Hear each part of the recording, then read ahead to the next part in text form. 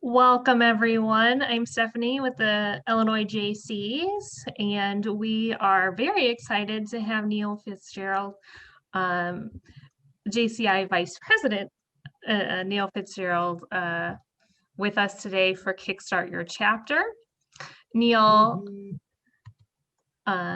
was the 2020 JCI USA Metro and Extensions Director, 2018 Chapter Development Director, and 2017 National Vice President.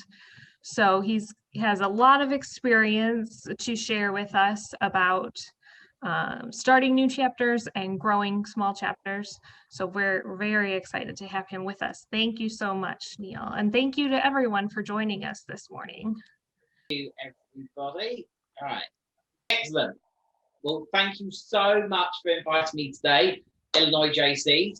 We have got some guests on internationally as well. Traditionally, if we were in a room, we would go around and we would introduce each other. Obviously, that's a little bit harder when we're doing on Zoom. This is a interactive training. I did this training 2 years ago, actually, with Eric Hyatt, who many of you know from the Illinois Jaycees, when we were starting Champaign-Urbana, and that wonderful, wonderful chapter. And the idea behind this training is to talk to you about how to go and recruit members, how to think about your first projects, how to talk to the media, how to build community partnerships as well. And is very relevant if you are a new chapter or a smaller chapter. I don't personally like the word struggling chapter, but I think that every chapter, whether it's got 5 members, 10 members, 15 members, 20 members, 30 members, or like Palatine, where they just seem to be breeding members, and there's like 9,100 of you. I believe that every community can have a JCI chapter. Now, I am part of JCI internationally, so I use the word local organisation or LO, but essentially it means the same as chapter. So if you hear me say chapter, it means local organisation. Local organisation means chapter. Within JCI USA, we have more leadership levels than we do with JCI outside of the US. So if you do get confused over some of the terminology that I'm using between US and international, just post in the chat function and I'll be very happy to clarify it for you. I'm hoping today to be joined by some special guests for JCI Network as well to talk about their experiences too. But bear with me because this is the first time that I've done this on Zoom. I've tried to make it as interactive as possible. I've checked my internet, I've checked my camera, I've checked my mic, but you never know in this online world. Right, so it's going to try and be interactive. So cameras on if possible, and you will be called upon. You're going to be in breakout rooms as well. So Illinois, whoever's doing the setup for this as well, if you can make sure that I've got the ability to do the breakout rooms or somebody can do the breakout rooms, that would be wonderful. So let's begin. Well, first of all, that's me. Thank you for the introduction. Right now, I am a VP for JCI America. So that's North America, Central America, South America, and the Caribbean. And I represent Canada, Haiti, Jamaica, Dominican Republic, and Puerto Rico. Some of the countries that I'm working with are growing rapidly. Other countries are finding it more of a struggle like the US is, and it's getting a little bit harder to get members. Now, I've got a lot of national and international experience, but 2019, which feels like it was a long time ago, but was only really just over a year ago, I was actually a local organisation executive vice president. And my local organisation, Santa Clarita Valley, won the most awards in 2019, including the Community Project of the Year. The reason why I mention this isn't to say, oh, look at me. It's to talk about the fact that I have just been on the local organisation as well. So even though I've had this national and international career path, I have served local organisations recently. And in 2020, I was our local organisation's chief of staff, helping our president.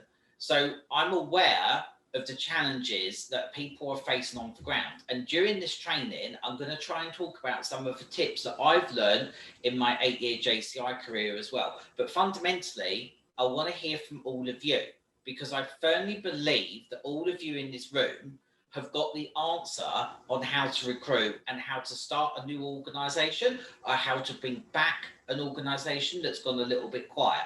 I've got the faith that you've got it inside of you. What this training is going to try and do is tease it out of you and get you ready to kickstart for this year.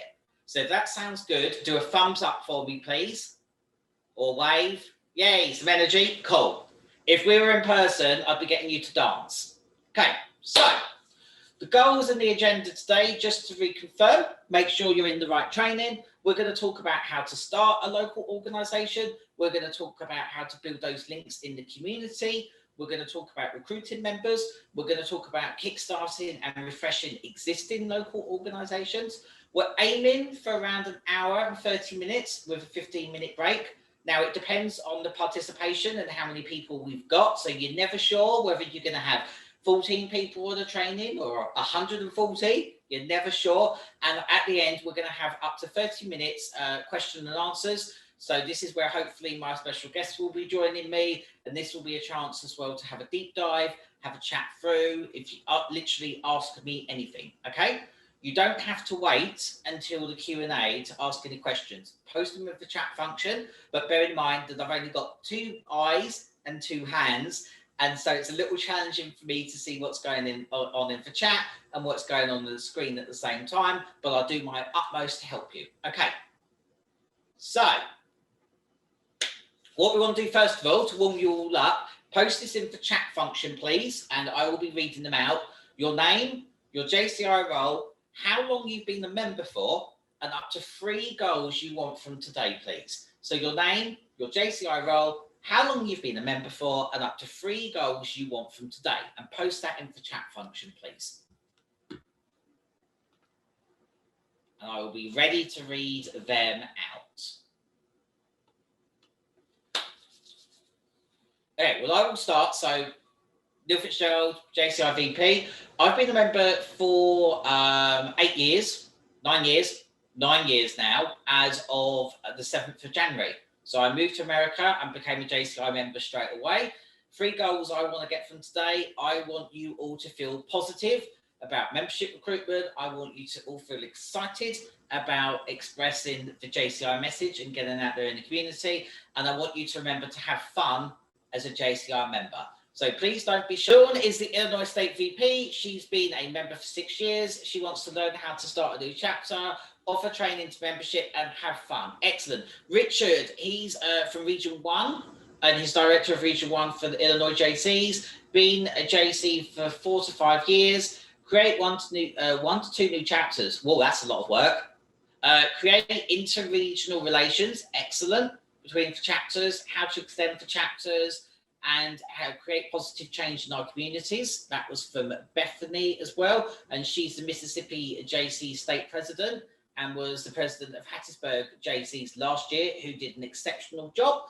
Dee Lumpkin, she's the regional director. Hi Dee, I remember you from Pestle, Mississippi. Recruiting tips, gaining community support, how to bring back a chapter that has dwindled. Excellent. Well, not excellent that it dwindled, my dear, but excellent that that's one of your goals, because we will certainly talk about that. Are there any other contributions from people, please? So far, what people want to talk about. Excellent. Eric, State Admin VP for Illinois, JCI member for 5 years, want to help find new ways to help some of our smaller chapters grow. Excellent. So we've got another one. Megan, hi Megan from Mississippi.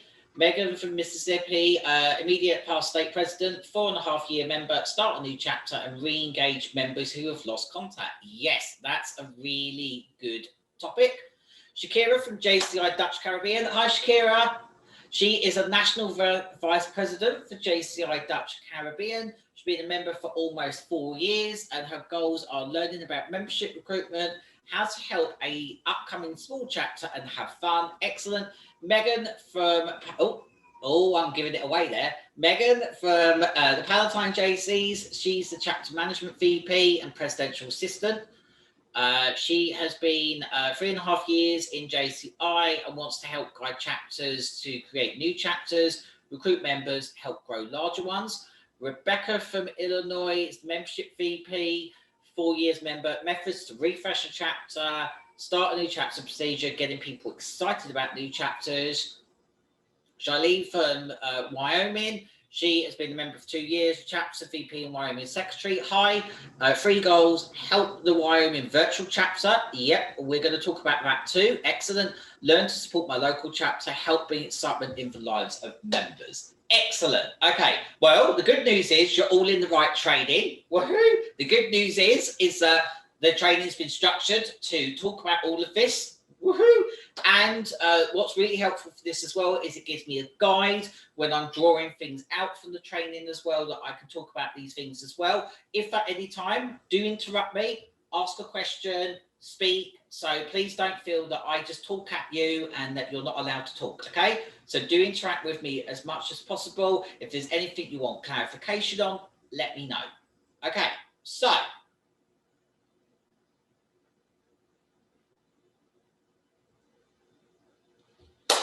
first thing we want to think about is some of you talked about the excitement, and some of you talked about getting people excited about new chapters and about JCI. One of the best ways of thinking about that excitement is remembering your own experience within JCI. Okay, so one of the best ways of thinking about membership recruitment and starting a chapter or bringing back a chapter is remembering why you're part of this organization. It's the key. So, why did you join and why did you stay? Because if you think about you and you think about everyone on here today, everyone's got different goals and passions about JCI and what they want to achieve from the training. Everybody joins for a different reason and people can stay for a different reason. And fundamentally, a new organization won't start and we won't be able to refresh an organization if it hasn't got any members. And the way to get the members is to think about how and why we're going to recruit people. And the best way of recruiting is to remember why we joined and why did other people join in the first place and why did they stay. So you're going to be popped into breakout rooms. I think there is, how many people we've got? 14. Okay, if somebody technologically advanced from Illinois who's got the Zoom controls could put people into 2 breakout rooms, that would be great. So do 2 breakout rooms for me. You're going to have 5 minutes. And what I want you to all do is talk about why did you join JCI and why did you stay in JCI? And then somebody's going to present back to the team with up to 2 minutes as to why people joined JCI in the first place and why do you stay in this organization. Thumbs up. Cool, great. I'm actually joined by one of my special guests already, my fellow Vice President from JCI Brazil. He actually has the privilege of being assigned to JCI USA this year. So he is actually your assigned VP. Tynan, are you there? Yes, I'm here. Thank you so much, Neil. And hi, everyone. He will be helping me later on when we're doing the questions and answer session as well. He's got a lot of experience in JCI Brazil where they've been growing, but now JCI Brazil is quite a large organization within the JCI family. So a lot of the challenges that we face within JCI USA, they're facing as well. Okay, so group 1, who would like to present back to the team? You've got up to 2 minutes about why do people join JCI and why do they stay in JCI? I'm the last one, Neil. So our group said very similar things. We joined because work made us get involved, or we wanted to meet new people and be involved in our communities. We all stay for pretty similar reasons.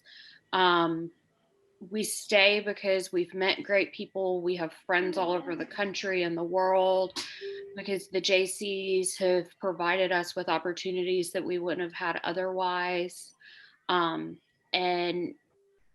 that we're all passionate about the Jaycees at this point. Excellent. Excellent. Thank you. And the second group, please. So for the second group, I mean, across the board, it was kind of the same things. I was making notes and kind of circling the highlights of it all. But, you know, impact, volunteerism, just community and the people. It just, every person had something to say about, you know, wanting to stay to help the community and continuing to stay because of the friendships that they've built and family. So it's kind of an overwhelming sensation of awesomeness that's kind of the same thing from each person. I love that, the overwhelming sense of awesomeness. I'm gonna see how we can still that.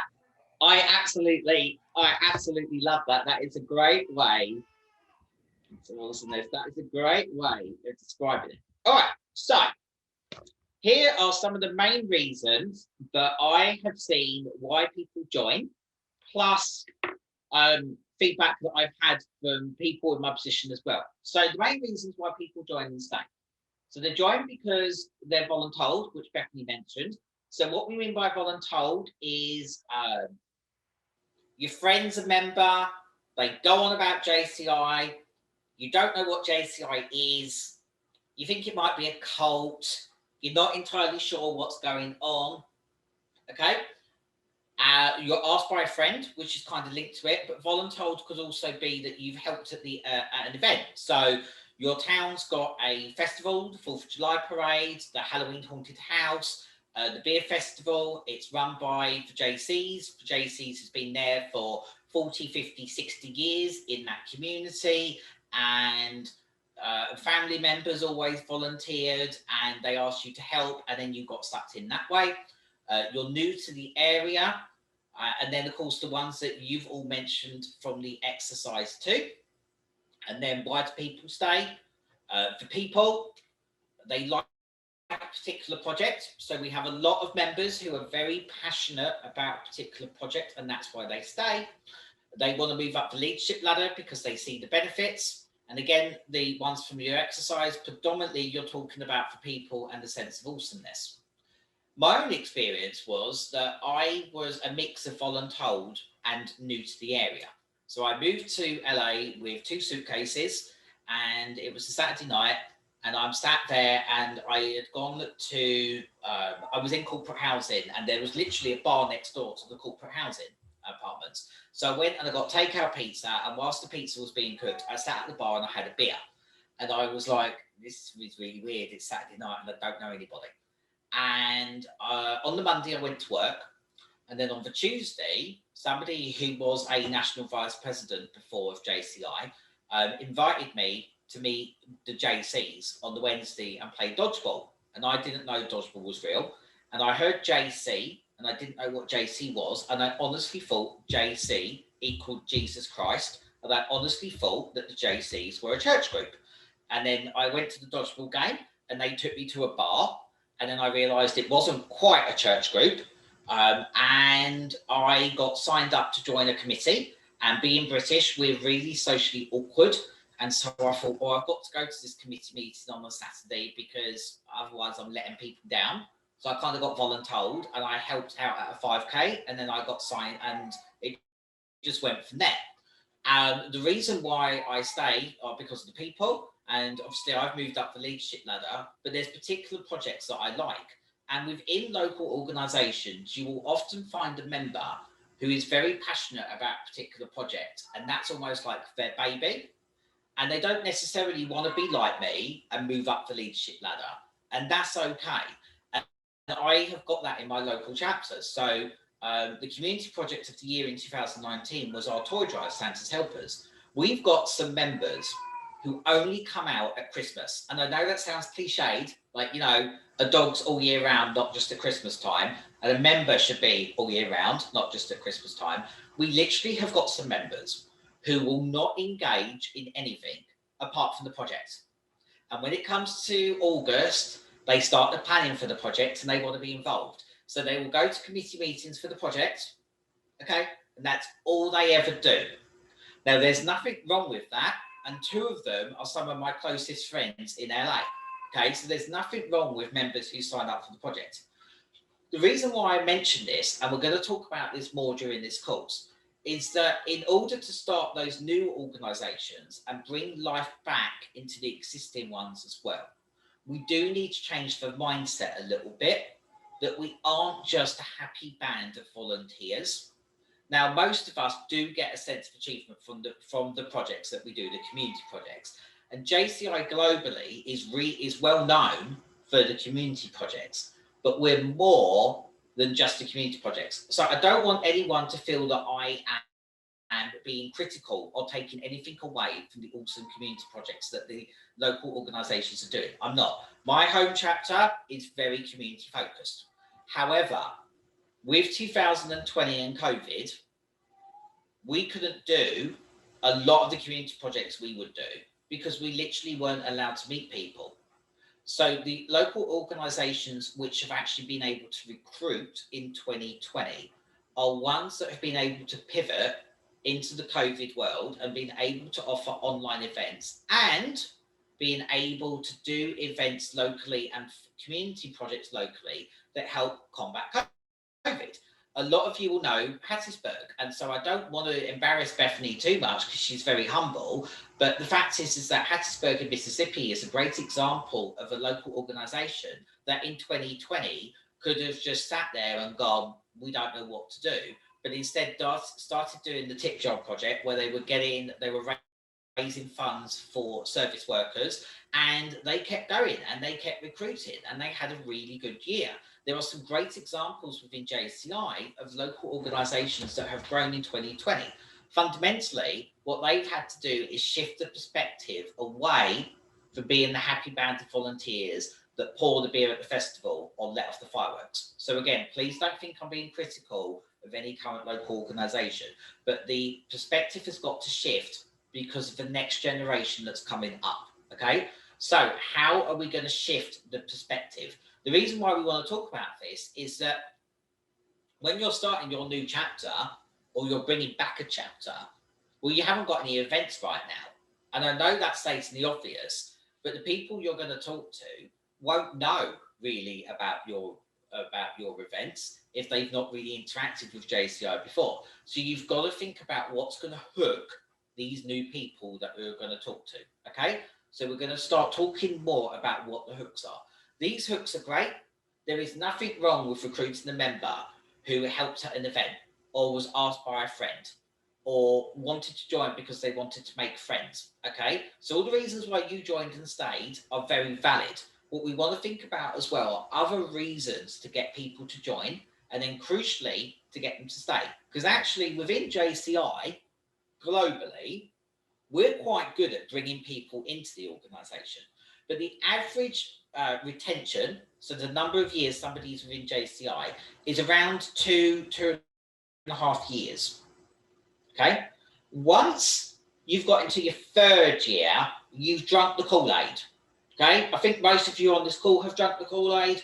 I have definitely drunk the Kool-Aid. Okay? So once you've been with us for 3 years, you've drunk the Kool-Aid, and generally, you're with us until you move away and your life has changed and you literally can't be a member, or you hit the big 4-0, which is rapidly approaching for people like me, and JCI is going to kick you out.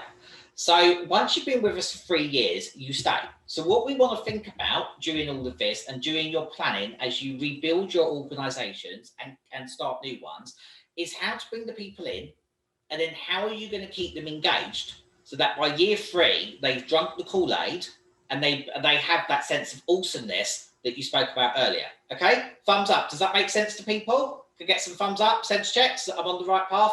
Cool. All right. So, can you name the 4 areas of opportunity? VP Tynan, you are banned from answering this question because when you become a JCI VP, you have the 4 areas of opportunity beaten into you until you can repeat them off by heart, okay? So our guest from Brazil isn't allowed to contribute to this, but what I want you to do in the chat function is I want you to tell me if you know the 4 areas of opportunity. If you don't, guess them. This is no judgment. Doesn't matter what you think they are. It's not like you're going to get a test result, okay? So in the chat function, what do you think are the 4 key pathways in JCI? Okay, what do you think they are?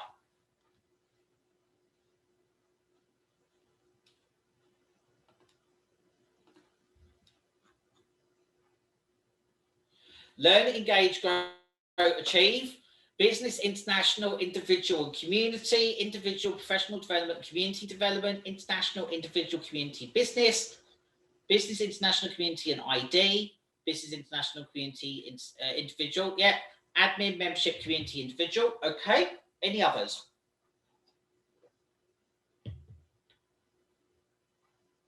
Okay. So, the 4 areas of opportunity are business development, community development, international, and personal development. What you're going to do is you're going to be in 4 breakout rooms, and you'll have 1 each. So breakout room number 1 is going to have business development. Breakout room number 2 is going to have community. Breakout room number 3 is going to have international. And breakout room number 4 is personal. So breakout room 1 is business. Breakout room 2 is community. 3 is international. 4 is personal. You're going to be in 4 breakout rooms. You're going to have 3 minutes. And I want you to talk in your groups about what you think this means. What does it actually mean? What does it actually do? Okay. No judgment. This isn't a test. I'm not trying to catch anybody out. I want you to think about that. And then one of you is going to present back to everyone else. Okay. So you're going to be in 4 breakout rooms for up to 3 minutes. And then every team is going to present back to the other teams so that we all get a deeper understanding of what it means by business, community, international, and personal. Okay. Would my very glamorous co-host set up the breakout rooms for me, please? All right, working on that. Thank you. I warned people it was interactive as much as we could be. I miss people. I'd like to be in a room with all of you and feed off your energy and, you know, find out more about everybody. I miss people a hell of a lot at the moment. So I love some breakout rooms and some energy. And yes, I'm very, very loud and boisterous. Not you, Neil. Not you at all. It's much earlier there than it is here, so we're good. It is. It's going to be 8:14, so it's not too bad. It's not too bad. Last week, Tyler and I had JCI January board meeting, which is a week-long induction. So a bit like state president's retreat. And because we're all meant to be in St. Louis, we couldn't travel. So we did it all on St. Louis time because we're spread globally. So it started at 6 a.m. St. Louis time, which means it was 4 a.m. St. Louis time for me for 5 days in a row. And the team in St. Louis, so the HQ team, were up at 3 a.m. to do all the prep work, make sure everything was working and get going. So yeah, it was a busy week last week, but it was great. Dedication. That's pure dedication. Well, it was a lot of fun. It was a lot of fun. Everyone at International is very, very friendly. Very friendly. It's great. All right, everyone should be going in your breakout rooms. Your 3 minutes will start very, very shortly. We'll just make sure everyone can get into the room. Welcome back, everybody. Okay, so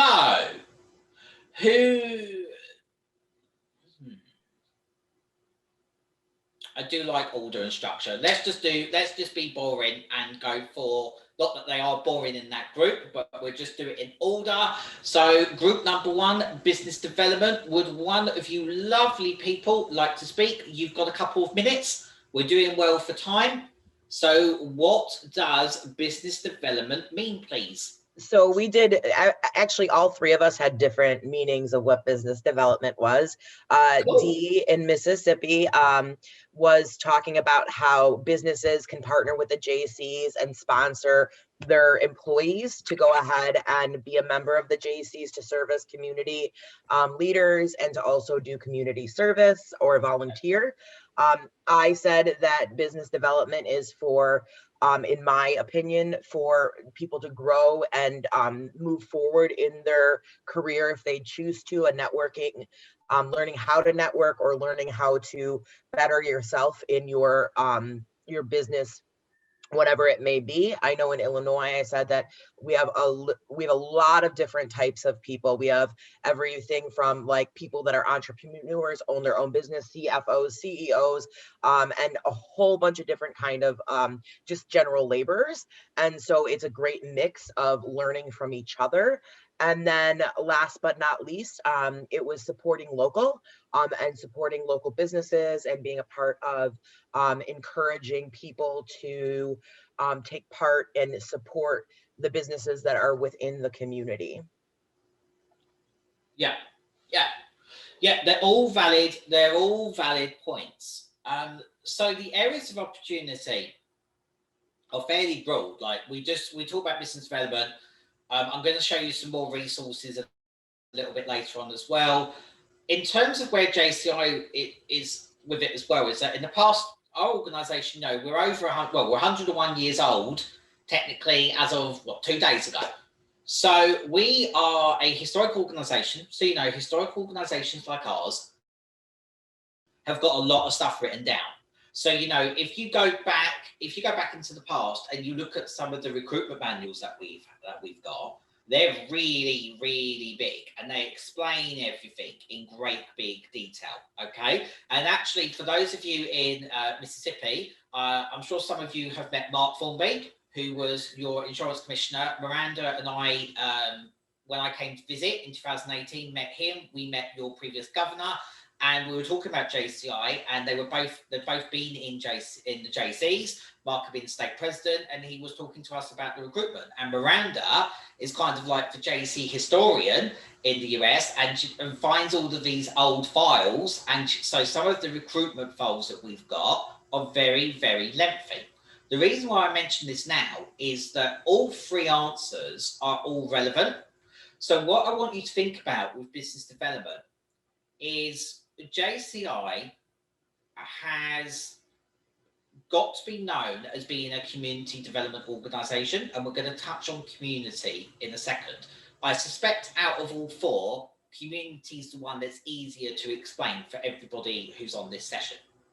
What we want to think about is whether we're just going to talk about the community projects, or whether we can also talk about other areas of opportunity. And so for business, for those of you in Illinois, the great example is Trisha.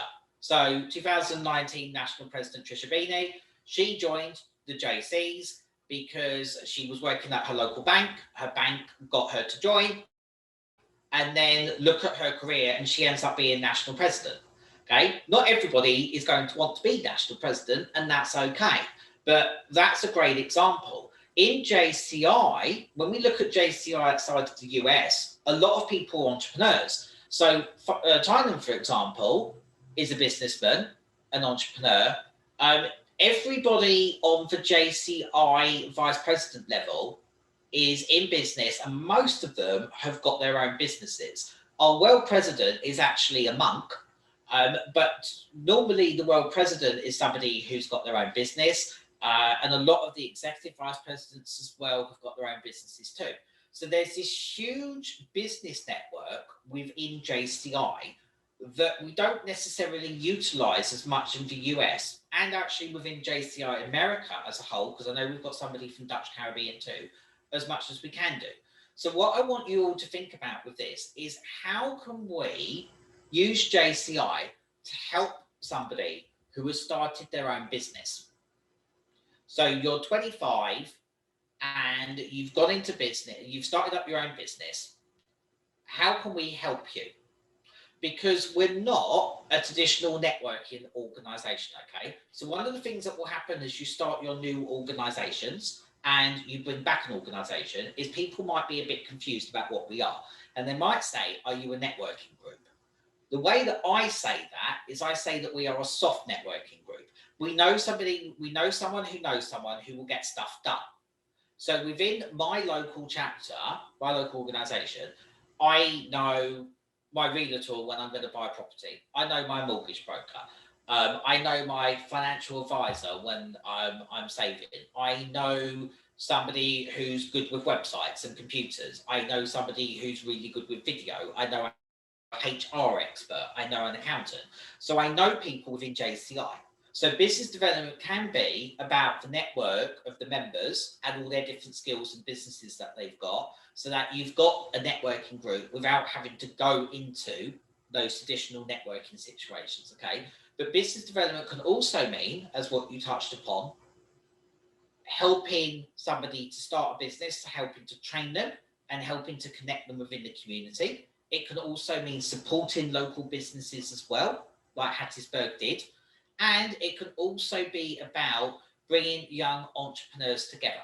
Okay, so when you think about business development, think about how you can tailor that to the community that you're in. And we're going to talk about that in a little bit more detail, okay, in a bit, about how you can tailor these opportunities to the area that you're bringing the chapter back in, or you're starting the new chapter in, okay? Does this make sense? Can I get some thumbs up, nods, shakes of heads, okay?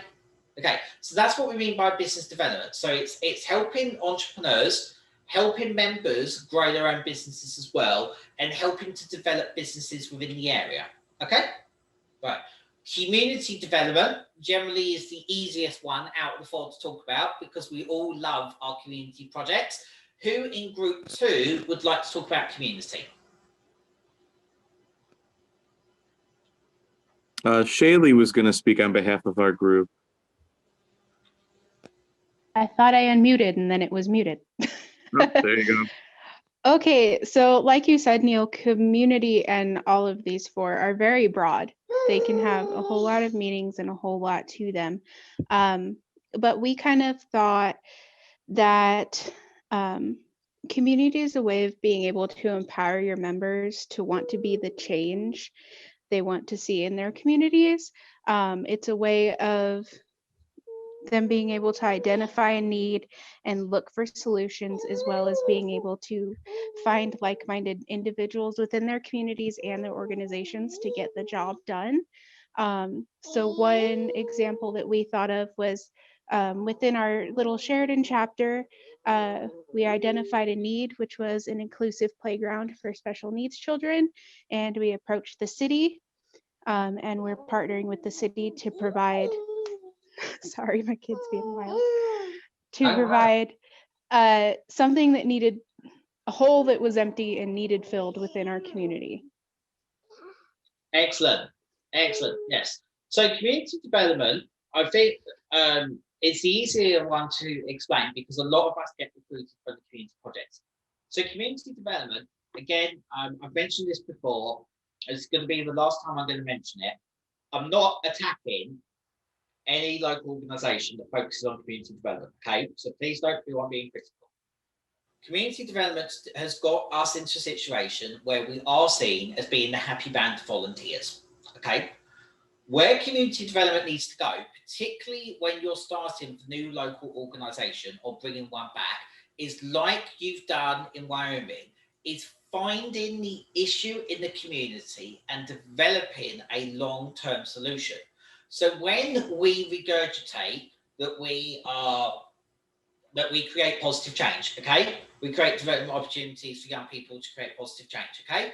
When we regurgitate the mission, the vision, and for JCI creed, you know, like we believe in faith in God and the whole thing, okay? So when we talk about the mission, values, the creed, when we regurgitate all the JCI taglines that we talk about as well, when we talk about the active citizen framework or the action framework, as it's going to get known very, very shortly. When we talk about all of this, fundamentally, what we're trying to talk about is the long-term community project, okay? And actually on the ground for the good. So it's identifying the community need, doing the analysis, bringing people together, reviewing the results, and having a long-term solution, okay? That is very different than picking the trash up in the park. Okay, so I'm going to talk about an example that I saw in 2018. It was not in Illinois. Okay, I'm not going to say where it was because it wouldn't be fair. But I went to visit a new chapter. Okay, and the new chapter had an event where they brought in members and alumni and senators. And they did like a networking cocktail happy hour. Okay, they tried to make it very relaxed. Okay, and they invited all the people they were trying to target to start this new local organization. And at the start, it was great. People were being engaged. You know, the new people were very timid. You know, sometimes it's hard to walk into a room and you're like, what is this? What's going on? Who do I talk to? So, you know, I spoke to the existing members and the alumni and said, you know, you're going to need to reach out to people, have a chat with them, make them feel comfortable. Okay, so going quite well. About 30 minutes in, I overheard a conversation that made me internally cringe. And the conversation went along the lines of this. This very passionate member who was very excited about having a new local organisation in their state, very excited by it, started to talk to this lady who was in her mid-30s. And this lady was at school at the moment, so she had a full-time job, and she was also at school studying, okay? So she was clearly somebody who wanted to better herself. You know, if you're at school at night and you've got a full-time job, you're somebody who's obviously interested in skills development, okay? And you want to better yourself, okay? You're a bit of a go-getter, okay? And she started to talk to this prospective member about all the community stuff that her wonderful local organisation did, okay? So at the start, it was, you know, great sense of enthusiasm. She made, I don't want to be too critical, but she made the classic JCI error of getting too enthusiastic too quickly about the community project that this prospective member had no idea about, okay? And said, well, next Saturday, do you want to come along to our event? And the prospective member said, I'm interested. What is it? Oh, we're going to be at the local park. Oh, okay. What are you going to be doing? Oh, we're going to be picking up the trash. Okay. What? And so the prospective member's a little bit unsure. I says, what time? We're going to be there at 7:30. And the prospective member said, well, I sleep in on a Saturday morning. I'm sorry. I'm not going to get up next Saturday and go and pick up the trash at the park at 7:30 a.m. And I thought this was a professional development organisation. Like, I'm looking to finish my schooling. I want to start my own business. I want to network with that. And rather than pivot to talk about skills development, personal development, business, the enthusiastic member that loved the community projects went, but don't you care about the park and picking up the trash? And then compounded it by talking about the UN sustainability goals, the UN SDG, and the anti-citizen framework. And basically, JCI, excuse my language, vomited all over this prospective member with all of the buzzwords and jargon that JCI does. Suffice to say, the prospective member got scared off. I met them the next day for coffee. I managed to bring them in because I pivoted over to the business development because that's what they were interested in. Okay. The reason why I mention this story is because for all of us where we have drunk the Kool-Aid and we've got our favourite projects, we can talk about the projects as a way of bringing people in, but we have to be careful that we don't come across as being a bunch of happy people that get up at Saturday at 7:30 in the morning and go and pick up the trash in the local play park. And that's all we do. Now, there is nothing wrong if you do have a project that involves cleaning up the play park, okay? That is great. But if your local organisation focuses on picking up the trash at 7:30 on Saturday morning the whole time, you're only talking to one portion of the community and you're ignoring all of the other people in the community, okay? So, international. What does international mean? Would somebody from group 3 like to go? So we had a little bit of talk about, it started with community, just starting small, and then to help think, act, and interact globally in the mission with the JCI. First things that came to mind were Nothing But Nets and JCI Rise, different organizations or different programs that JCI offers internationally to help, the greater good of humanity. And then a couple of things that came out of it was with the COVID, the pen pal, and just networking, travel, training, just to get to know people from all across the world, different culture and different ideas of how JCI means to them. Right, excellent, excellent. So international can be a little bit tricky to explain. That was a very good summary of it. Research shows as well, again, so one of the reasons that if you've been with us for 3 years, you tend to sign up until you age out. The other thing that gets people to stay within JCI is the international experience. So whether they go in the US to a state or national convention. So within the US, I'm going to say state and national as well, because we are big and we've got a lot going on. Internationally, whether you go to the national event or you go to area conference, so Conference of the Americas, or if you even go to World Congress, okay? So once you started to go to the state or national events within the US, or you've been to area conference or World Congress internationally, you tend to stick with JCI to the end. One of the reasons why is because you realise that JCI, or for Jaycees, is much more than your local community. We do have a lot of members who don't realise that we have state and national organisations and that there is a area and an international organisation too. The other thing from the international perspective is one of the best ways of recruiting the members are people who've moved to the area and don't know anybody, or they've settled down and there's a group of people and they've all settled down and they don't know anyone. So particularly within the larger cities within the US, and this is the same internationally too, if you're in one of the larger cities, a lot of the JCI members won't be born in that city in the first instance, and a lot of them may not even be born in that country. So the fantastic examples are the chapters within New York, within the state of New York. If they're outside of New York City, they tend to be born locally. But if they're actually the chapters that are inside New York City itself, they tend to be more international and more non-New Yorkers that have moved there. The same within Los Angeles. So for chapters within the LA metro area, but a lot of our members aren't actually from Los Angeles in the first place, or they're people who were in the suburbs in LA, went away for college, went away for work, came back years later, everyone's moved away and they've got to rebuild their lives and start again. The same a lot in the college towns as well. In the college towns, if you stay in the college town after you've finished your degree, you have got to rebuild your life. Your friends have moved away. JCI is a great example for you. The reason why I mention this is that this is a good area to target when you're thinking about starting a new organisation or bringing one back.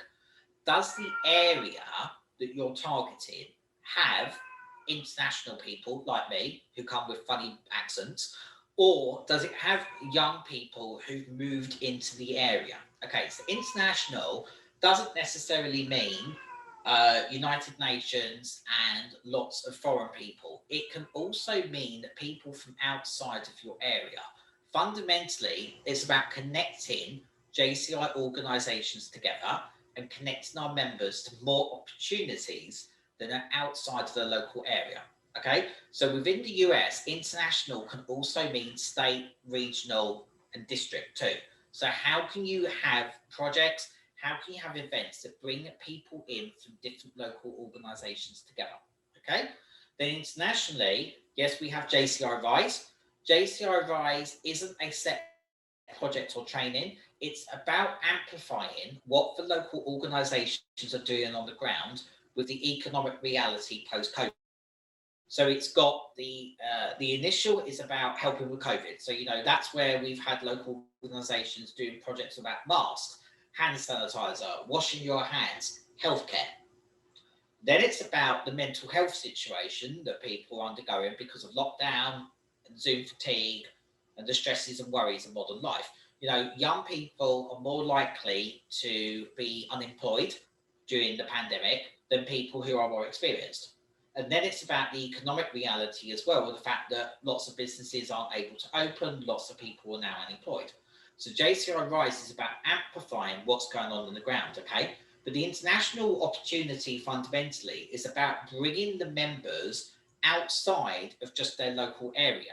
And it can be a very effective way to recruit. So when you're starting your new organization or bringing one back, one of the things you get is, why do I pay to volunteer? Okay, so that's what happens if you talk about the community development too much. Why am I paying to volunteer?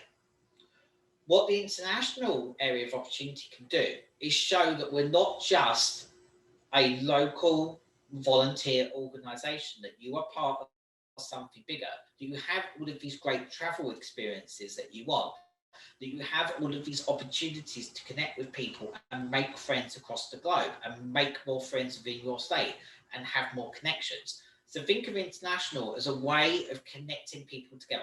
Okay, last but not least, everyone's doing great for time. I really appreciate it. Personal development from group 4. Who would like to go, please? I don't mind going. Thank So you. under individual development, we really felt that it was an umbrella for 2 different areas: personal skill development and professional skill development. Personal skill development would be training on hobbies, doing socials, networking with other members, chapters, and across the state. Under personal development, we want to include Passport to Civic Leadership under that as well, because we think it's an important tool to help increase their skill sets. And under professional would include business, soft skills, and communication management training. JC trainings would also fall under professional development, although it really impacts personal and professional when you do the JCI trainings. And then we also discussed competitions like debate, speak up, and portfolio. Excellent. Thank you, Rebecca. That was very comprehensive. The only thing I would add to that is that with the personal development as well, you can link it back into the others. So all of these link into each other in some way. But the personal development can, excuse me, can help, particularly with the community. And what I mean by that is that when you start your new organization or you bring one back, you're going to have a couple of people that are really energetic, and then you're going to have some people on the outside of the circle, so to speak. And I often see local organizations put on social media, volunteers needed, okay? And there's nothing wrong with saying that. But a better way of saying that is development opportunity. And so if you're the volunteer captain, you are the community or the project manager. So start thinking of ways to highlight the leadership and skills development that you can get from running the projects or attending the events. Because as you all know, if you've shared a project and you're having to work with volunteers, well, volunteers, bless them, can test the patience of a saint sometimes. So if you've been able to successfully manage a project and you've managed volunteers, then you can herd cats down the road and you are a leader and you can use those skill sets at work or starting a new business. So again, when you're recruiting the members and when you're talking about the projects, yes, we do the projects to create the positive change, but fundamentally, what the members get from it is the skills development. You get the satisfaction, of course, of helping people and helping to change the world, which is awesome. But you get to grow, you get to learn, you get to develop yourself as well, okay? So you want to think about that when you're talking about personal development too, okay? Sounds good. Can I just get a sense check from people? Some thumbs up, how are people feeling? All okay? All good? Excellent. Okay. So the most successful organizations use all 4 areas. Now, what you want to think about as well is what your local organization is going to be known for at the start, okay? So if you think about the big local organizations within JCI, They're known in the community for X, Y, and Z. Okay, so my local organisation is known for the toy drive. I'm also known for the 40 under 40 business awards we do, where we give 40 people under the age of 40 an award each year for their leadership, entrepreneurial, business, community development skills. Okay, so we're known for those projects. And then we're also known for being the team of do-gooders that go around and help everybody else. Okay. In 2020, my local organisation repivoted and got known for providing more training and development because we're all sat at home all day and we couldn't go around anywhere and go and help people. Okay. Every community is going to be different. So one of the things we want to talk about is, yes, the most successful organisations use all four. But when you're bringing back an organisation or when you're starting a new one, we don't expect you to do all four in one go, okay? You're going to have a team of people. You may have 2 people, 4 people, 6 people. We're going to delve into that a bit more. We don't expect you to do all 4 areas in one go.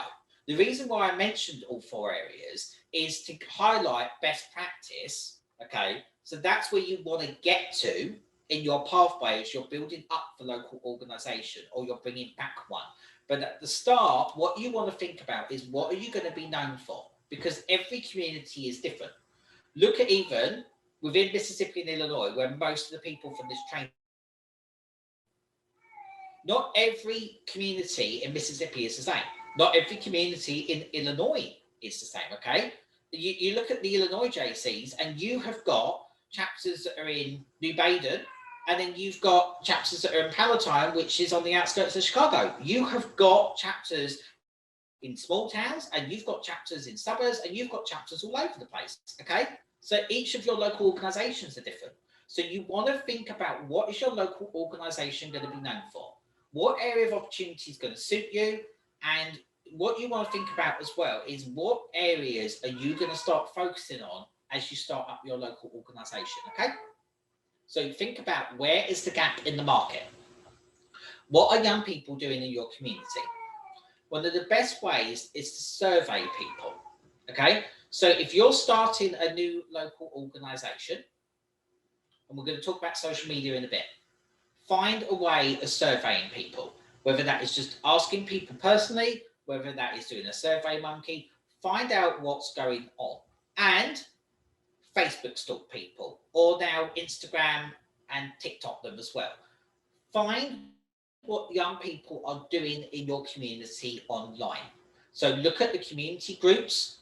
You know, Facebook is very big on groups now. So look, do a search and find groups within your community and just search Anytown Young Professionals, Anytown Activities for 20 and 30s, Anytown Millennials, Anytown Gen Z. Do some Googling. Find out what young people are doing online, okay? Because what you want to do is you want to see where the gaps are in the market. So you want to be able to look at your area and think about what's there. Is there a young professionals group? Is there a BNI networking group? Are there a bunch of non-profits? Is it a college town? You want to think about what's going on in your local community, okay? And if you're rebuilding, what were you known for in the past? Because if you were known for something in the past that was dramatic or a little bit, you know, a little bit out there, then you don't want to be known for that again, okay? So if you were known as being the drinkers of the town and the partiers, I diplomatically suggest that you change the ethos of where you want the organisation to go, okay? Because we're not a drinking club. If you were known for being about community, well, do you want to go back to being known about community, or is that the reason why the organisation died? Because you were talking about community over here and you were known for your community, but all the people that are younger in your community were interested in international business and personal development, and you never spoke to them. So if you're rebuilding, do you want to be known for what you were known for before, or do you want to be known for something else? Okay?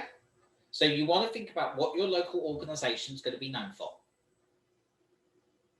Okay, so once you've thought about what you're going to want to be known for as well, and where the gaps are, one of the questions I get asked a lot are, what is the ideal member? So our ideal members all come in different shapes and sizes and different nationalities, okay? So fundamentally, there is no ideal member because everybody who's frankly breathing between the age of 18 and 40 should be a JCI member. Okay, so everybody should be a JCI member. But the ones that are more likely to stick within the organisation and develop and grow are educated.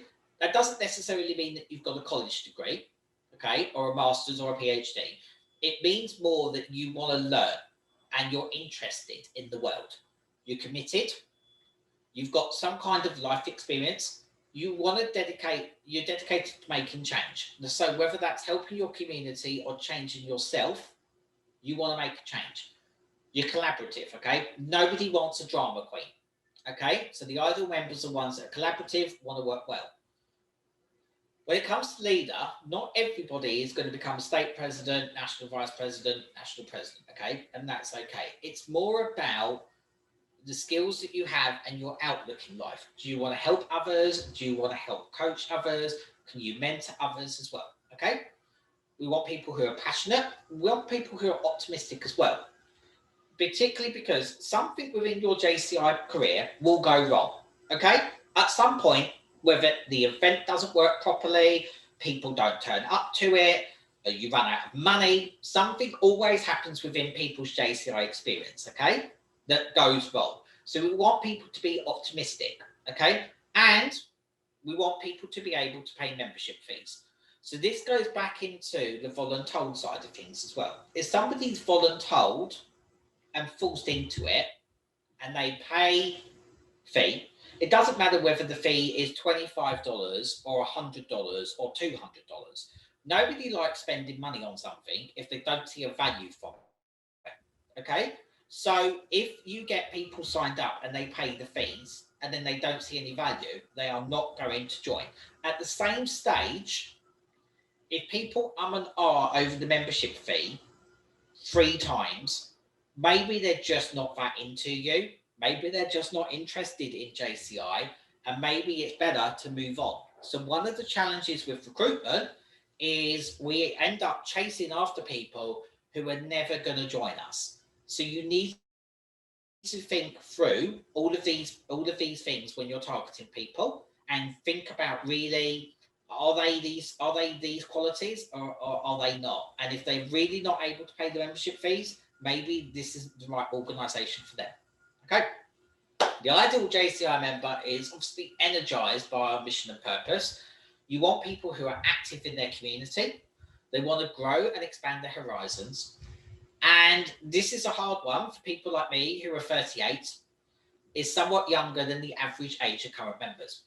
Particularly within the US, we've got a lot of people that we recruit who are 35, 36, 37. And one of the things I hear a lot about is, oh, I wish I'd known about JCI 5 years ago. Oh, I wish I'd known about JCI 10 years ago. In order for the organisation to grow and be sustainable, we've got to go and find younger people. So particularly when you're starting your new organisation or bringing back one, if you rebuild an organisation or you start one and they're all 38, 39, then your leadership pipeline is going to disappear very quickly and you're going to have to rebuild again. So when you're starting your new organisation, try and find some people under the age of 35 as well, because some of the new organisations that I've started, unfortunately, do go away because we've recruited 38, 39-year-olds, and then by the time they've learnt the ropes, they've disappeared. At the same stage, if you recruit a load of 21, 22-year-olds, they might not have the skills yet to actually keep the organisation going. So I've also started a local organisation that was full of really young people, which was great. The challenge there is that once they all started getting the first promotion at work or finding their long-term boyfriend or girlfriend or were moving, then, you know, JCI kind of fell away a little bit too. So you want to find some younger people, but ideally you want to have a mix, okay? So you want to find some people in their 30s, but you definitely want to be looking at people in their 20s, okay? So the key to recruitment as well is asking people what they're passionate about, what do they get excited about in life, and crucially, how can we help them? So the example I gave of the member who came along and got over the play park, what that conversation should have been more about wasn't about how wonderful the play park project was. It should have been about how JCI can help that person.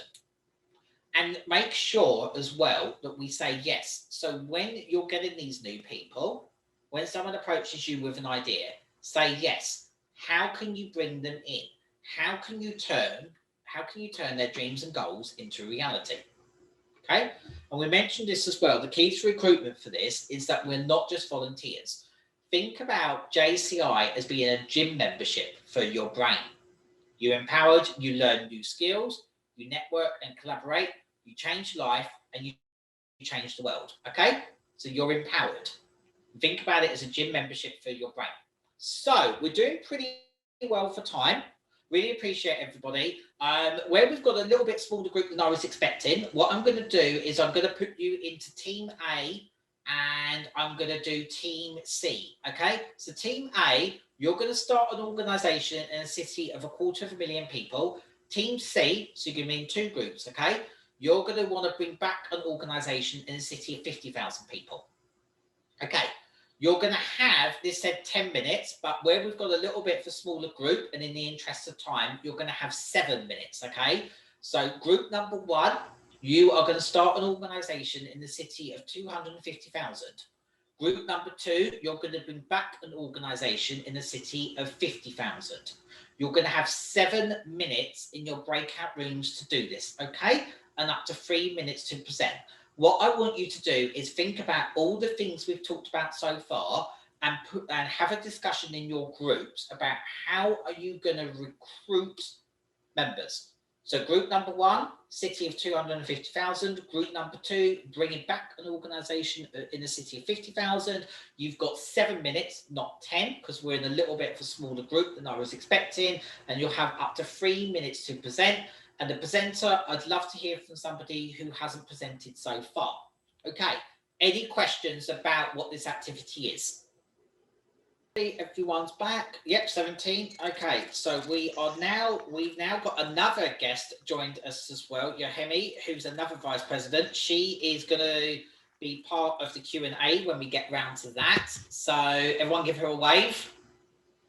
Okay, fantastic. All right, so we were talking about Group A. You were going to start an organisation in a city of 250,000 people, and Group B is going to be bringing back an organisation in a city of 50,000 people.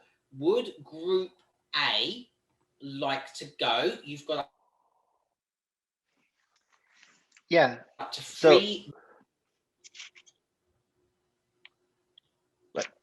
My connection died, sorry. That's okay, don't worry. What did you? I missed the last part of what you said. I said, it's all right, mate, don't worry. But if you're ready to go, that would be awesome. All right, cool. Yeah, so Group A, we were 250,000. And so what we talked about is when we were going to start, we were going to look at some of the partnerships that we had, that we could form with other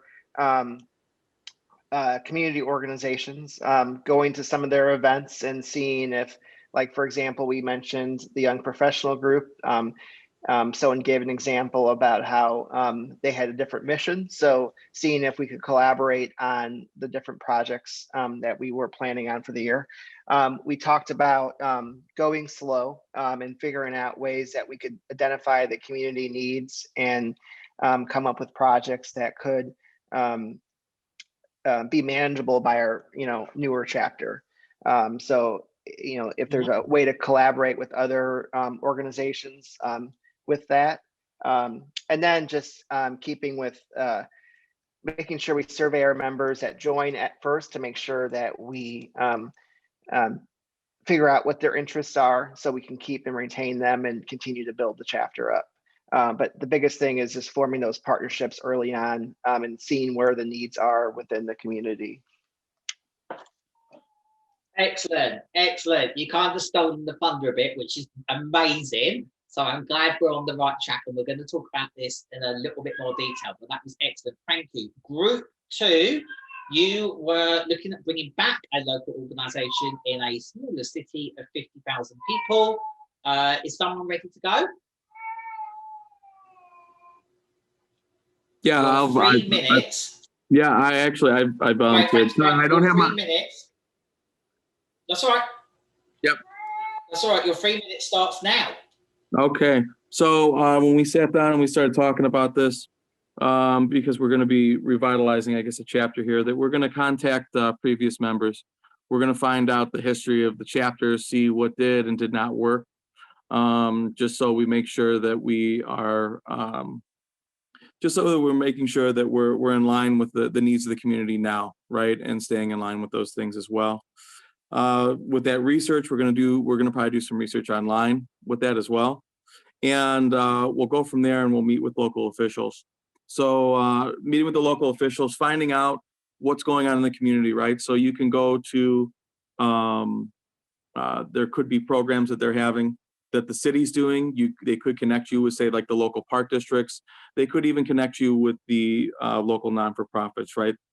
Say there's a Rotary club or anything else in that community they can connect you with. Then once you find out the needs and the potential wants of the community, you're going to get out there, and whether it be, let's say you set up something at the library, let's say you go to a restaurant, let's say you go to a bar or something like that, let people know, potentially through a survey.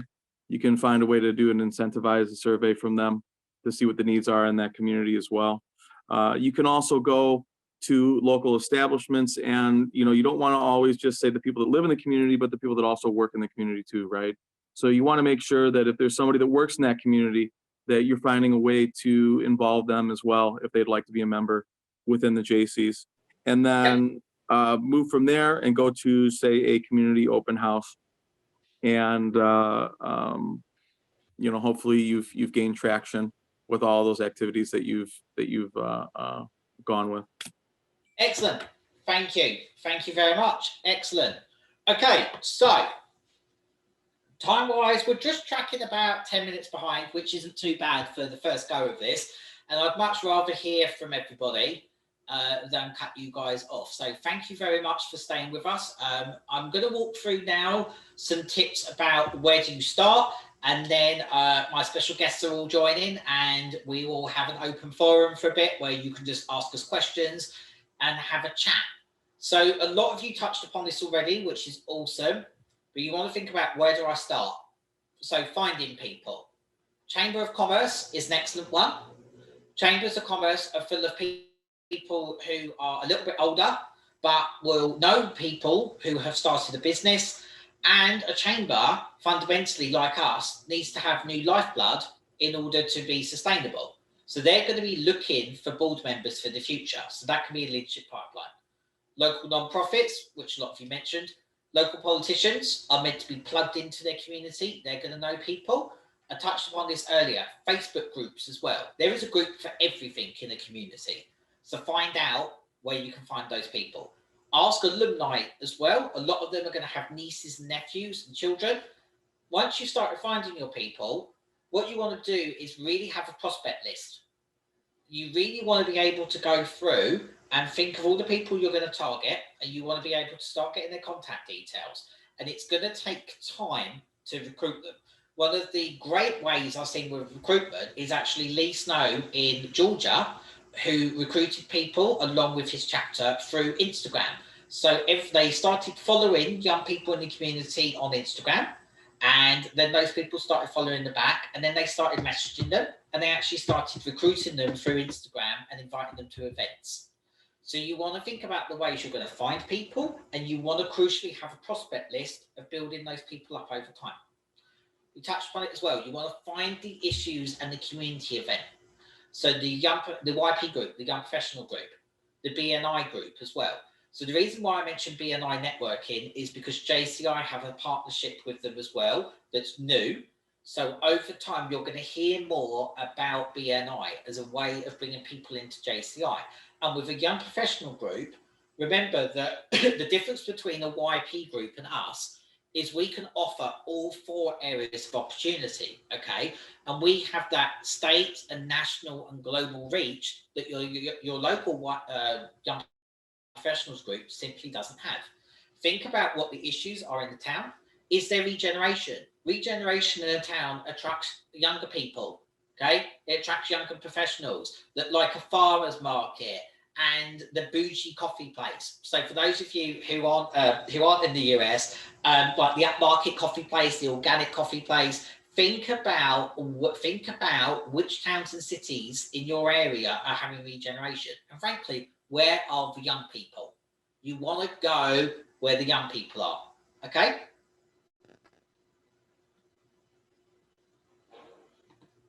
Okay, where do you start as well? Social media, you need to have the big 6. So you need to have Facebook, but remember Facebook, audience-wise, generally is a little bit older. Twitter's a great way of engaging people, following local businesses, following your local community leaders. So community leaders, your local newspaper, your local media, your local politicians, your local businesses are going to be on Twitter. Instagram's particularly good if you're going for people who are 30 to 35, okay? LinkedIn, think about ways that you can post leadership articles and build up your profile on LinkedIn. Snapchat as well, and TikTok. I personally hate doing videos, okay? I'm not a video person. I love Instagram. I am not a TikToker. However, people watch short videos, okay? One of the things that people don't want to do is read a great big Facebook rant, okay? So when you're promoting as well, if you've got a great big long Facebook thing, people ain't going to read it. So think about how you're going to plan out your social media. With your social media as well at the start, you're not going to have a huge amount of content because your local organisation is not doing a huge amount. So what you want to do is you want to use JCI in Illinois and Mississippi, use your state, use your national organisation for content as well. So whether we're talking about RISE, Nothing But Nets, skills development, share our content so that it helps build up your profile, okay? You want to be able to interact with young people as well through social media, highlight community events and news. Targeted advertising is incredibly cheap. So you can spend $5, $10 and invite and target a lot of people on Instagram and Facebook to your events and ask people to share. With the algorithms, the more you share, the more chance it's got of being picked up locally. We touched upon non-profits as well. You want to find the right partners. Okay. The reason why non-profits are important is they help with validation, particularly with Gen Z. So the generation that's coming up as well want to feel good about what they're doing and they want to change the world. So working with a non-profit helps validate you and gives you authenticity. It plugs you into the community. A lot of non-profits have got young people who are volunteering at the homeless shelter, the play park, wherever it may be, who are looking for more. We are the ideal place for people who are under the age of 40 who are doing good stuff in their community. Now, earlier, I kind of said don't focus on community. What I mean by that is, again, we're not for trash collectors. Work with non-profits to develop joint small projects. And with the young volunteers that the non-profits have got, where JCI can benefit them is it can build up their leadership skills. It can help them do that project that they don't have support for. It can help network them within the community. So you can bring the volunteers in, but with JCI, it isn't just volunteering. It's about so much more, okay? Non-profits also need board members. So this is a great leadership pipeline for you as well. That when you're recruiting, you'd be like, well, JCI Anytown is linked with X, Y, and Z. And when you serve with JCI, you can then go on these leadership journeys. So we're almost like the leadership training university for you. And then you can then go and join this local organization that you're truly passionate about, okay? It helps build trust in the community. And it's a great way of starting those events as well, okay? So when we talk about events, and you're kickstarting and you're kicking off, you want to think about, well, how on earth am I going to do my first event? The biggest thing to do for your first event when you're starting your organisation or bringing one back is to have personalised invitations. You want to phone people, you want to text them. 50% of people that you reach out to in your prospecting list are not going to show up. The cat's sick, there's childcare issues, they've got to work late, they got lost. Okay, don't worry about that. Okay, you want to keep it fun. Have a suggestion box at the event for people to come up with ideas, and you want it to look professional but relaxed. Okay, don't JCI vomit like I mentioned about the example with the play park. Have that personal communication. Do bring existing JCI members along, okay, and ask the existing JCI members to help talk to people on a one-to-one individual basis. Ideally, have your second event lined up and make sure you advertise pre-event that you're having it and post-event. Even if your quick kickoff event only has 5 people and a sheep turn up for the first one, press release that afterwards as well. Just say that these are 5 young entrepreneurs in the community, 5 young professionals. You don't have to say that only 5 people turned up. Take photos of everything and make sure that you're posting pre and post as well. I see a lot of kickoff events where we advertise before the event starts, but we don't talk about it afterwards as well. Make sure that you are advertising both pre and post. Okay, then what's next? Once you've had your first kickoff, the second one, invite some local politicians. I've never met a politician that doesn't want to be promoted. Okay, invite local non-profits, invite businesses, invite media. You can have a more formal introduction then. Make sure at your second event that you've lined up some form of community event and training, and that's where you can bring a national or a state or a regional or district officer as well. So your first event, keep it fun, keep it local. Your second event, invite more people and invite somebody from JCI with more experience who can do a short presentation, no more than 2 to 3 minutes, about what on earth JCI is. And them as well, if you bring in your state officer or national officer, they're going to have enough experience where they can talk to everybody in the room and they can help recruit the people. Okay? You've got to find your team as well. Within the first 6 months, you ideally want to have your president, 2 to 3 vice president, a treasurer and a secretary, and make sure that you submit your paperwork as well. Okay, with paperwork, bear in mind that within the US, every state has got different non-profit laws on top of the national ones. So the JCI USA team can help you with the RRS and the national paperwork that you need to do to be an organisation. But each state is going to have different non-profit laws as well. Within your first year, some tips are schedule regular, consistent meetings so people get used to it. Even if one meeting has got 10 people, the next meeting has got 2 people, the next meeting has got 8 people, and the meeting after that has got 5 people.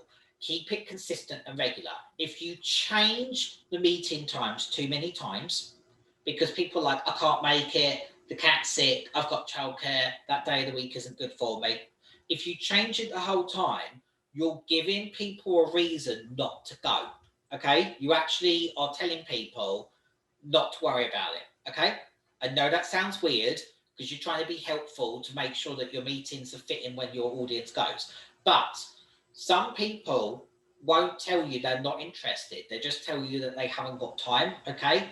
They're secretly telling you that they're not interested. So you want to have a consistent, regular meeting time so people get used to us. Ideally, you want to have 2 events per month.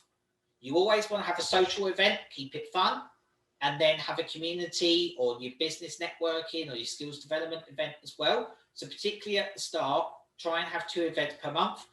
Think about some interesting speakers you can get. One of the things you want to do is you want to own the word leadership in your community. Because of the why do I pay to volunteer or what is JCI, you want to own the word leadership. So everything you do in your first year, it wants to scream leadership within your community. Okay, first year as well, highly recommend some JCI trainings. Shameless plug for the JCI trainings. Discover, Explore and Adventure are new. You may have heard of Admin, Impact and Achieve. Discover is the first one, okay? Explore is the second one, and Adventure goes live later this year. And then for recruitment, we now have a dedicated membership recruitment training, hooray, at last, called Engage, Empower, Grow. It's quite lengthy. It can be about 3 to 4 hours. If you do it in person, you'll probably be doing it in 5 because of different group activities. But I highly recommend in the first year to take Discover, Explore, and Adventure and Engage, Empower, Grow to help with recruitment. Think about the skills development as well. What skills do your members have that you can showcase, and what skills development sessions do you want to do? Okay, because you want to showcase those people that have started. People bring people. Okay, I know that sounds simple, but people bring people. So when you're going out to recruit, you want to highlight what the member skills are as well, and all the cool things they're doing in their community, because then that's going to show that you're successful, and that's going to want people to join the organization. Okay, crucially, don't try and save the world in your first year. Tailor the projects to your community need, but there is nothing that means that you have to do a great big community project every single month, okay? A lot of new organizations burn out because they get so excited to do a great big community project, okay? You need to be careful with time and burnout. Everyone's new. So don't try and save the world in the first year, okay? Over-communicate too. Over-communicate with the members, with your prospects, press release everything, both online and in person, and check in with members and prospects personally. Always check in. I give the example where I told you a little while ago that I thought that JCI stood for Jesus Christ, and I thought this was a church group. About week 3 living in the US, I was homesick. I wasn't sure if I wanted to be here, and I missed a local JCI event. And then I missed another one. The local chapter reached out to me both times. Just text me, "Hi Neil, how are you doing? Sorry I missed you last night. Everything okay? Here's our next event. Hope to see you." To be honest with you, if they hadn't have reached out to me, I may have never really got stuck into JCI. But the fact that I was living in a strange city, in a new country, and didn't know anybody, and there were people caring about me to reach out to me, made me want to go to the events and made me want to get involved, okay? So check in with people. Okay, so if we were in person, we would be doing flip charts, and we would actually have you all together to do a chapter plan of action, okay? Bearing in mind that people can get zoomed out, and you have done very well being online for so long, this is an optional activity you can do. Do 1 to 2 pages on a plan of starting a new local organisation or bringing one back, and you can email it to me, and I will do personal one-on-one coaching sessions with you, okay? So in the interest in time, and because we're not in person, and it's harder to keep the energy going when you're online, this is an optional activity. But if we were in person, we would be putting together chapter plans on how to recruit, events ideas. Again, don't make your plan too big, 1 to 2 page maximum. So if you're interested in starting a local organisation or bringing back a local organisation, you're very welcome to email me with your plan, okay? And I can connect you, whether that's with JCI internationally, whether that's people within your state, that's with whether JCI USA, with President Heather and Deputy Margot and Membership Director Danielle, and Ryan, the National Vice President for Illinois. I can connect you with the people as well. So do reach out to me if you want to put together a plan of action. I'll be very happy to help you with it. Okay, so now's the time for the panel discussion. Hooray! We are at the end of the training. You guys were great guinea pigs. Thank you so much. That was amazing. But now what we're going to do is we're going to have a fantastic chat with some fantastic people. Okay, so I just want to introduce them. They waved hello earlier, but I want to do proper introductions. First up, we have got from JCI Brazil, assigned to JCI USA as your Vice President, Tynan. Hello. Hello, everyone, again. Okay, and joining us as well as another JCI Vice President from JCI America, Yohimi. Hello to everyone. So this is open for everybody to ask me, Tynan and Yohimi some questions to talk about for training, any particular issues that you're facing when you're starting your new organisation or when you're bringing back a local organisation. But to start off with, I'm going to put my two friends on the spot. I'm going to start with Yohimi. Yohimi, in your JCI experience, what would be the top 3 things you would look to do to start a new local organisation? Thank you. In this case, you have to know what is the people, what are their interests to start a new local organizations. And of course, you have to know what could be partners for your local organization. Is very important because we are an international organizations and we want to collaborate with others, partners that can help us to do the things that can happen. And for me, those are very important, that the members have the profile in JCI, that have the same sense for these organizations, that can understand what we do, what is our mission or vision, that can feel that can identify with this organization. This is very important because this depends that the member can be in JCI for more time. Excellent. Okay, and Tynan, same question to you, and then I've got a follow-up for you both, and we're opening up for questions to all 3 of us. Again, Neil, can you just repeat the question for me? Sure, my friend. What would be 3 pieces of advice that you would give to somebody starting a new local organisation? Okay, that's perfect. So I would say the very first thing is to invite a good friend, somebody that you know, somebody that like works hard, that you have worked in the past or something like that. This is what I would say that is one of the most important things, just because it's going to be hard, guys. It is hard to start a local organization.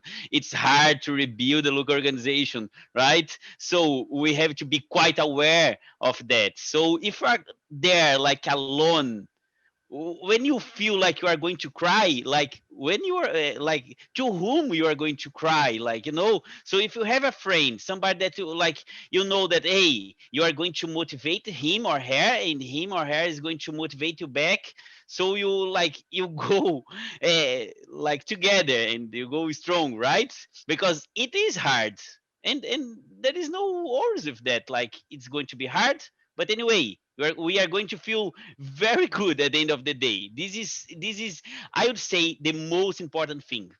Like, I mean, JCI, we are doing 10 years. Our local organization is doing 10 years this year, and it has been always the same thing. If we don't have like those 2 or 3 friends that we are going to work hard even in the hard times, yeah, it's going to be like much harder than it's already is, right? So this is one thing. The second thing is, like, when I was starting JCI Florianopolis and I was just 22 years old, I didn't know many people. I didn't know like politicians or business people or things like that. But you know, I had friends on Facebook at the time, and Orkut. I don't know if you remember Orkut. And like, I just sent invitation to everybody at the first time. Like all my 300 friends on Facebook at the time, 10 years ago. So like, I invite everybody. Somebody will come to the first meeting. They might not come to the second, but at least a few of the, it's like a funnel, right? Like sales and marketing funnel. So you invite everybody, then you are going to understand who are the ones that actually, the ones around you that will understand, and that will want to go there with you. And I would say the third one is about the pitch, the JCI pitch, how you pitch JCI. Because at the very beginning, again, I was 22 years old. I didn't know what JCI was, but I was there trying to sell JCI. Hey guys, let's join JCI. And what JCI is? Oh yes, you see, it's nice, it's international, many great people. So, but who is with you in this? Yeah, you see, at the very moment it's just me, but you know, this thing is going to be big. So you have to work on your pitch better than I had at the very beginning. So that's it for now, I'd say. Thank you. Thank you. All right. The follow-up question, we particularly within the US, we've got some organizations that are a little bit smaller, and you've got 5, 6 people, or sometimes even 2 to 3 people all doing the work. And they want to grow, and they get told by JCI USA and their state, and they get told by JCI to grow, grow and recruit. But there's only 2 to 6 people doing everything. So I'm going to start with VP Yohemi. If you are in a local organization that has got very small, what would be your advice to help them stabilize and then bring back JCI as a larger organization in the community? Please repeat the question, Neil. Sure. If you've got a local organization, there's only 2, 3, 4 members. They want to grow. They keep being told to grow. But what advice would you give them on being able to bring JCI back in that community and making it strong again? Okay, it's very important. Your commitment with the organizations first, and to bring back to the community and work together and grow in the organization. First of all, we have to know what is our objective of growth. How many members we want to be. Of course, the local organization should have 25 members. And with 5, we can begin. 5 friends that you have around you. Maybe we can begin just one of each one of us can bring one friend, one a brother, a sister, friends from your work that can be here, that can join in JCI, that you can motivate to be here. This can help to grow in your local organization. Excellent. And the same question to VP Tynan. So you've got a small organization, there's only a couple of members, they keep on being told to grow and recruit. What advice would you give them to help them grow so they can make the organization big? So you see, I think that the basic of that is that we need a project, like we need a concrete project, a project that actually, if you are 3, 4, 5 people, and again, if you are 2 people, like what you 2 have in common, what you 2 would like to do for the community. So it's not, you see, at the end of the day, it's all about work, because it is simple, but again, it's hard because you have to work quite a lot if you are just 3. But and I say that because again, here in Florianopolis, we are in a capital city, so we have many challenges, right? JCI local organizations in the capital, they always have more difficulties and more challenges than other local organizations. Again, it's difficult. So we have like good times, many members. We have bad times. Every time we go back to like a small number of members, we get together and again, hey guys, let's go back to basic. Why we have no members? Like why we have like 8, 9, 10 members? Yes, we have no projects. Like why people are going to be here? So because if they want people to drink beers, like we have many friends to drink beers. If we want people to go to parties, we have many other places to go to parties. So again, at the end of the day, what is our project? What we are going to give to the community, and one thing that it has to be very clear: what we are going to get back to ourselves. because we are volunteers. We are giving our time, but what we are getting in return, it's not sustainable if we do not get anything in return. Like, again, guys, we are living hard times. You all know, we all know. It's hard now. It's even harder now to decide where to focus your time. So if we are not giving something that we are also getting back in return, like, it's not going to be sustainable. At some stage, we're going, hey guys, it's hard work, and this is not actually aggregating. So that's it. A project that we can all relate to, give to the community, and also get back. Excellent. Thank you both of you. Okay, so does anyone have any questions from the training? Any points they wish to raise? The floor is all of yours. Do feel free to ask the three of us any particular questions you've got. We'll try and help. Yeah, I have a question. Oh. Go ahead, Brett. I beat Dawn? Oh my God. The person that always loves sitting front row. Yeah, my question is, so we're in a situation where we're looking to, reactivate a chapter that disbanded, right? And one of the strategies I think that we're feeling could be a good route, and you guys can give your opinion on this.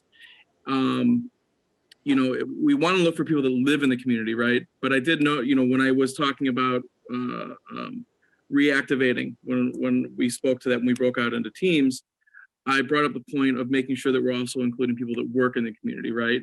And one of the strategies that we're potentially looking at is looking at that younger geographic or demographic, where you're going to look at, people that say work at the city, people that work at the park district, people that work at other organizations that are already in a sense involved in the community. Would you guys say that that's a kind of a more sustainable thing than saying, let's just go straight for the people that live in the community? So Brett, just to check if I understood the question, you see, to target people that are in our or in some other organizations? No, you could have somebody that say works at in the city. So it's not an organization, that they're in a working, you could have somebody that works at a park district, those are paid positions, that's somebody's career and they're working, but in a sense, they're already working with the community, right? So you would believe that they already know that there's some needs that are in the community, which, we're feeling that could be a good strategy of really engaging that demographic of people. I mean, yes, we want to get the people that live in the community as well, and really kind of, pull their heartstrings and, say, okay, let's put into the community that you live in, right? But we're kind of looking at just the strategy of saying that where people work, right? And especially specific positions which are already working with the community. Like I can go get somebody that maybe works at the local library, right? And they're doing activities at that library and they're in that age range demographic. So from a strategy point of view, I'm curious what you guys might think of that, kind of going after those kind of members first, and then, bringing in these other ones, like say, hey, we go to a bar, we do an M night or something where we say, hey, join the Jaycees type thing. So I'm curious what you guys think of that strategy. Yes. Okay, so you see, it was never actually in my on my experience, it was never a strategy that actually I worked with. So I'm not quite sure what the results would be. But you see, again, at the end of the day, I always go back to work, right? So as I work with marketing and sales, so if this is the strategy, there is just one way to know if it's going to work out or not. Like we do our MVP, right? Our minimum viable product on the strategy. So we get 2, 3, 4 people on this way, and let's see how fast we can get the results on that. So like we kind of prototype the strategy, and we try it, and we try to get the results fast. If we do a big strategy and we fail, That is a big problem, right? So much work on a strategy that actually doesn't work. So we don't know. But if we do like, we put not that much effort on something big, but in a small, like we try to get the small strategy on the big one, right? And if we succeed on that, then we expand. So this would be my way to look on that. Yeah. You have me? Thank you, Brett. I want to tell you that in the case of the active organization, have the same challenge to have a profile of members and to look for the same interest where we can find members that can join in JCI, that can be here, is the same. They have the same challenge, but the strategy that you mentioned is perfect because it works. It works because we have to know how many, for example, men, women we have in the city, for example, the age, the interest of these young people. We have to know where they are, what social media they are using actually. This is very important because we have, as an organization, we have to be relevant.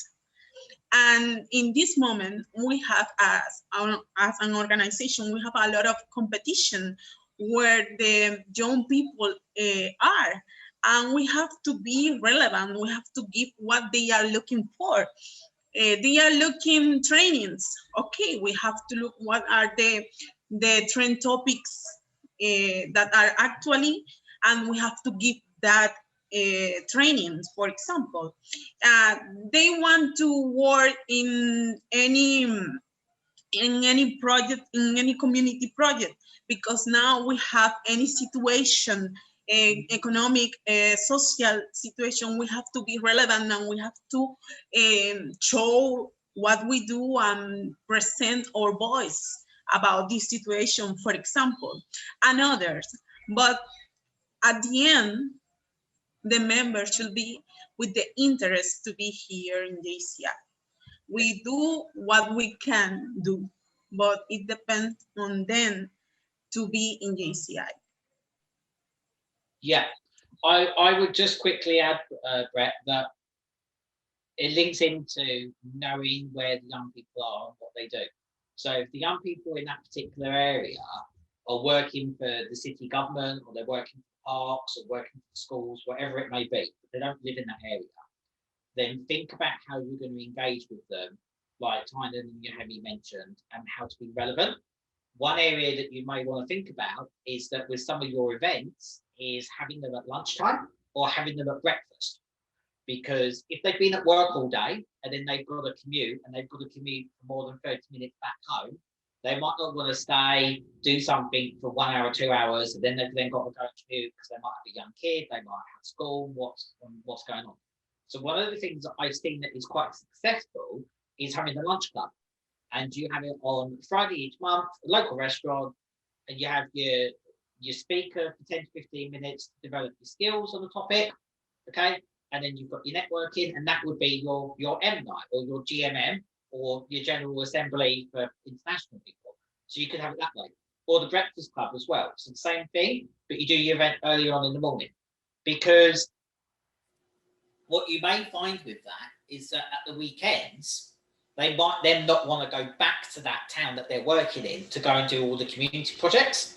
So you want to think about where do these people live, and then you want to think about tailoring the JCI local organisation to their needs. So yeah, think about breakfast, think about lunch clubs as well. That can be a good way. We don't have to do everything on Monday at 7 p.m. or at Thursday at 6:30 p.m. Okay, so you don't always have to do it in the evenings. Okay.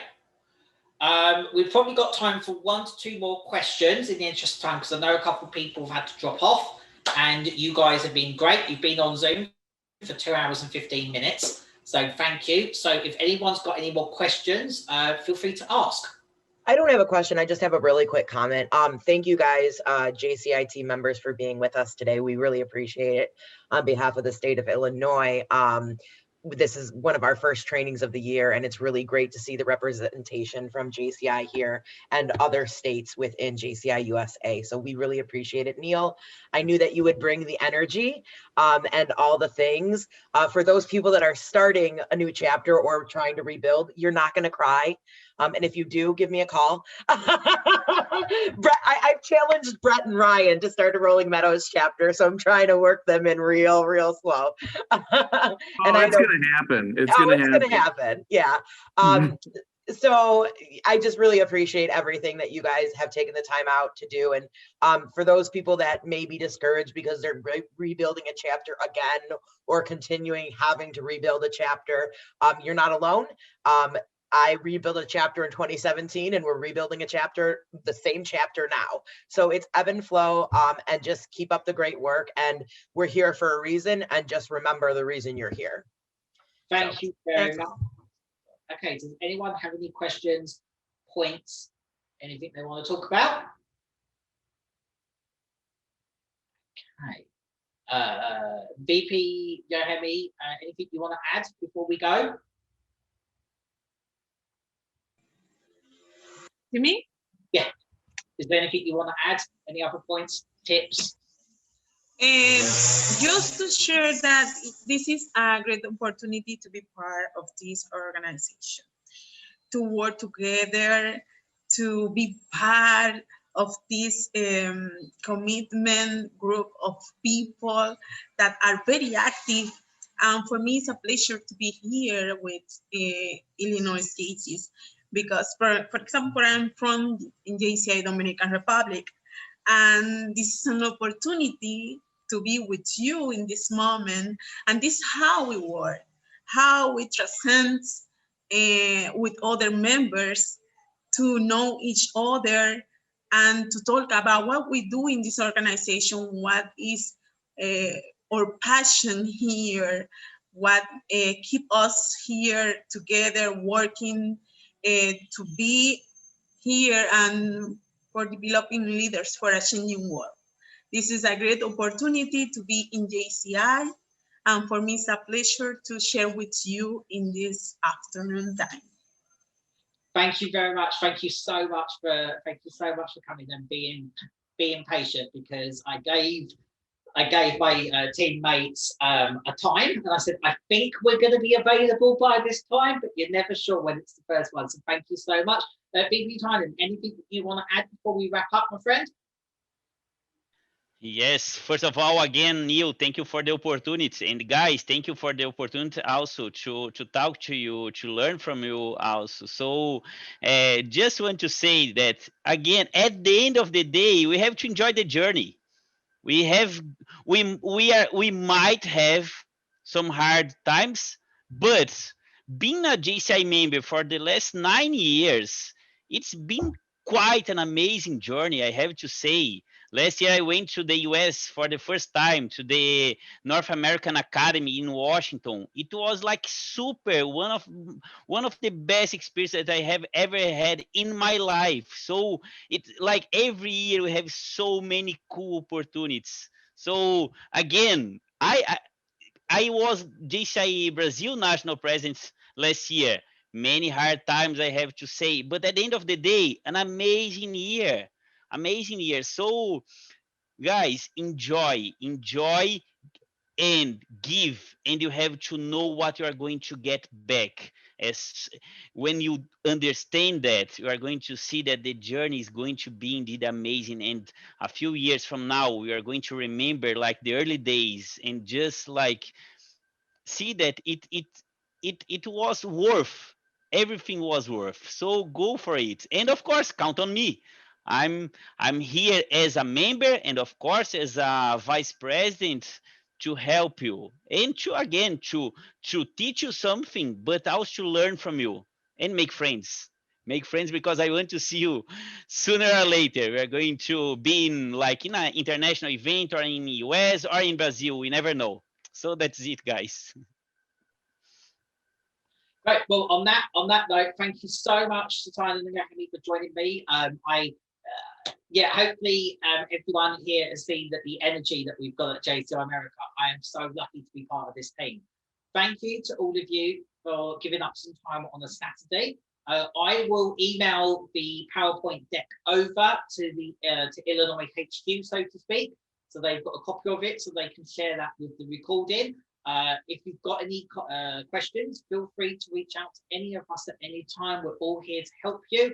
And thank you once again for joining us today. Thank you for being part of JCI, and thank you for your commitment to starting new organisations or bringing back organisations that need a little bit of a kickstart.